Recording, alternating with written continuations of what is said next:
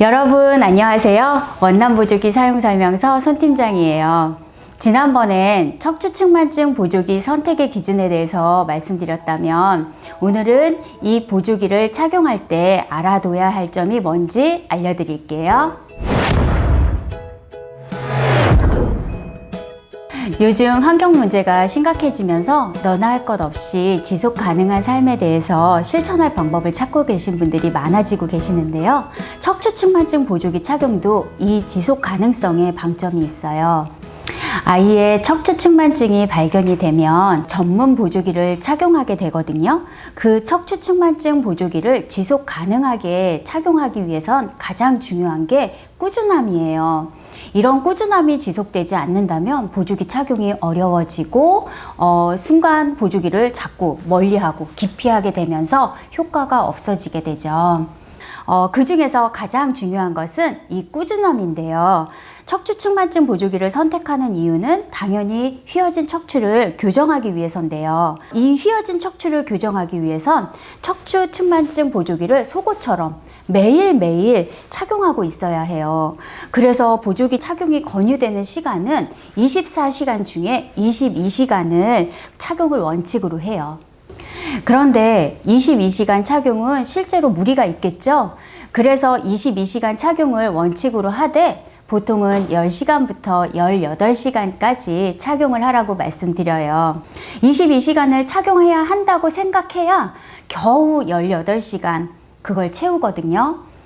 기본적으로 아이들한테 씻을 때, 운동할 때, 밥 먹을 때 느슨하게 하는 거를 실질적으로 충분히 맞춰서 계산해 봤을 때 겨우 18시간이 나와요. 하지만 내가 22시간 착용 안 하고 18시간 착용할 거야 하면 그 다음부터는 18시간 착용이 어렵거든요. 그리고 이 아이들이 점점 벗고 싶어지는 시간들이 많아져요. 어떤 아이들은 이걸 자꾸 조이고 압박하고 구속하게 되니까 답답하다, 숨도 못 쉬겠다, 나는 이 보조기 못 차겠다 막 이러시면서 고통을 호소하게 되는데요. 그렇더라도 아이에게 이걸 보조기를 꾸준하게 차야만 효과가 있다는 걸 자꾸 인식시켜줘야 해요. 하지만 이 맥시멈 18시간도 보조기를 처음 착용하는 친구들에게는 벅찬 게 사실이에요. 몸을 조이고 압박해서 구속하는데 어떻게 견뎌내겠어요? 어떤 아이들은 숨도 제대로 못 쉬겠다고 호소하기도 해요. 그런데 이게 진짜 엄살이 아니에요.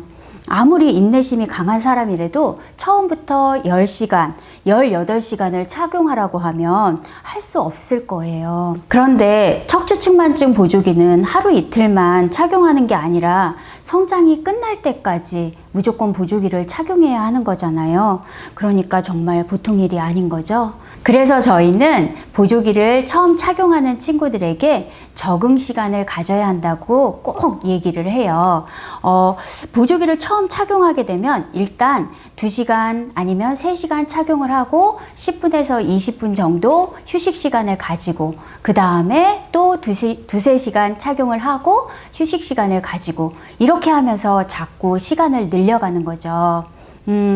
그리고 이렇게 버텨주고 쉬어주기를 반복하면서 휘어져 있는 척추뼈나 그리고 짧아져 있는 근육을 살살 달래가면서 보조기를 착용하게 되면 적응이 더 쉬워져요. 이렇게 보조기와 적응 기간을 갖는 동안에는 내가 보조기를 하고 있다는 사실을 잊어버리는 것도 가장 중요한데요. 아이들이 가장 좋아하는 TV를 본다거나 영화를 본다거나 아니면 음악을 듣는다거나 아니면 저희가 우스갯소리로 영어 단어 외워 막 이렇게 얘기를 하거든요. 그러면서 보조기를 잊어버리면서 시간을 보내야만 적응하기가 더 쉬워져요. 그러니까 보조기를 처음 착용할 때 가장 중요하게 알아둬야 할 첫 번째는 보조기를 꾸준하게 착용해야 한다는 거죠. 하루에 18시간 착용을 원칙으로 하되 처음엔 2시간, 3시간 착용하면서 몸에 보조기가 적응할 수 있는 시간을 주자는 거예요. 그리고 몸이 보조기에 완전히 적응했다면 그 다음부터는 학교 체육 시간, 개인 운동 시간 그리고 샤워할 때를 빼고는 지속적으로 보조기를 착용하려고 해야 돼요. 그럼 식사할 땐 보조기를 어떻게 해야 할까요? 식사할 때는 보조기를 완전히 끝만 느슨하게 풀는 거예요.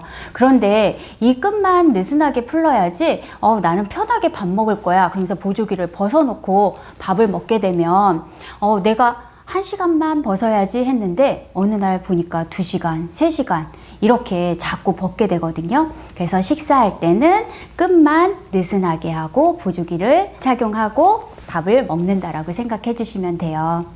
그래서 가능하면 식사할 때 보조기를 벗어두지 말고 끈을 항상 느슨하게 풀어놓고 밥을 먹되 어느 정도 소화가 되고 나면 천천히 소화가 다 됐으니까 한 30분 소화됐으니까 하면서 바로 끈을 꽉 조이면 또 힘들 수 있어요. 내 소화 정도를 체크해 가면서 처음엔 밥만 먼저 조였다가 또 시간이 지나면 완전히 조이는 걸로 그렇게 해주시면 됩니다.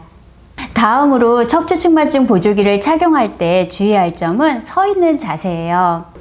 아이들에게 처음 보조기를 착용시키면 보조기가 미는 대로 자꾸 삐딱하게 서는 경향이 있거든요. 그거는 올바른 자세가 아니에요. 그리고 그 자세 그대로 굳어지게 그대로 두게 되면 나중에는 또 다른 문제점이 생기게 되거든요.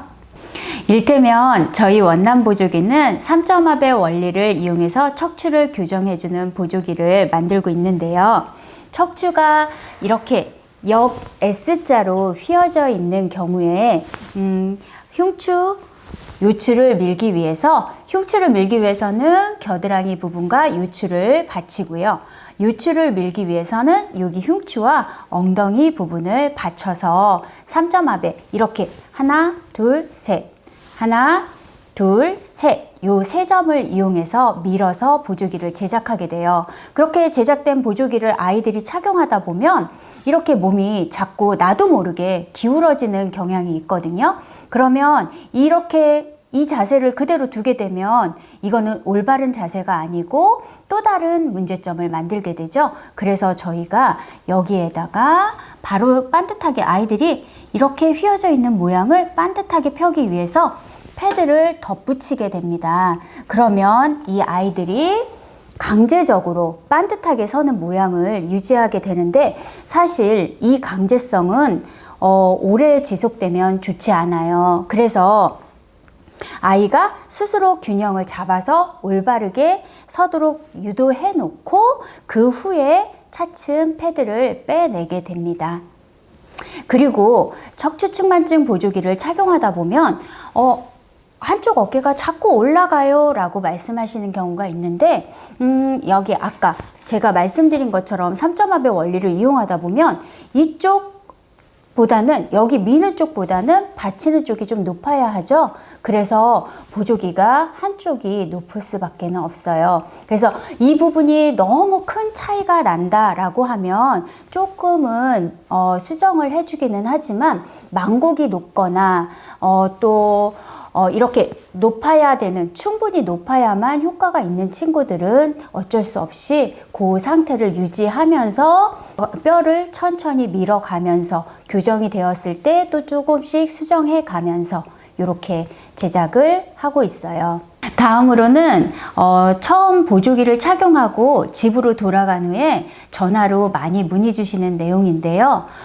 보조기를 착용하는데 몸에 밀착되지 않고 뜨는 부위가 생겨요. 가령 우리 아이는 골반 부위가 많이 뜨고요. 우리 아이는 여기 등허리 부분이 많이 뜹니다 라는 문의를 주시는데 이 경우에는 보조기를 처음 착용했을 때부터 이렇게 밀착되게 착용을 하지 못하거든요. 그래서 보조기가 이만큼 벌어진 만큼 골반 부분도 많이 몸에서 뜰 거고요. 그 다음에 뼈가 이렇게 밀어서 이쪽으로 와야 하는데 그렇지 않은 경우이기 때문에 이 부분이 뜨는 거예요. 이거는 점차 보조기를 착용해 가면서 뼈가 차츰 밀려가게 되면 자연스럽게 내 몸에 밀착되는 그런 상태가 된다라고 생각하시면 되고요. 마지막으로 유의할 점은 성장이 모두 끝나는 시점이에요. 대개는 성장이 끝나면 더 이상 측만증은 진행하지 않는다는 보고가 되어 있는데요. 통상 이 시점에 보조기를 벗어도 된다라는 진료 피드백을 받게 돼요. 그런데 갑자기 보조기를 벗을 수 있을까요? 아무리 성장 단계가 끝났다고 해도 보조기를 단번에 확 벗을 수는 없어요. 보조기를 더 이상 착용하지 않아도 좋다는 사인이 왔다면 근육을 강화한 상태에서 서서히 벗어야 현 상태를 유지할 수 있습니다. 그래서 보조기를 착용하는 기간 동안에도 차곡차곡 근육을 쌓아놔야 되는데요. 그렇게 공들여서 쌓아놓은 척추 근육이 있어야만, 척추를 받쳐주는 근육이 있어야만 보조기를 단번에 쉽게 벗을 수 있다는 점.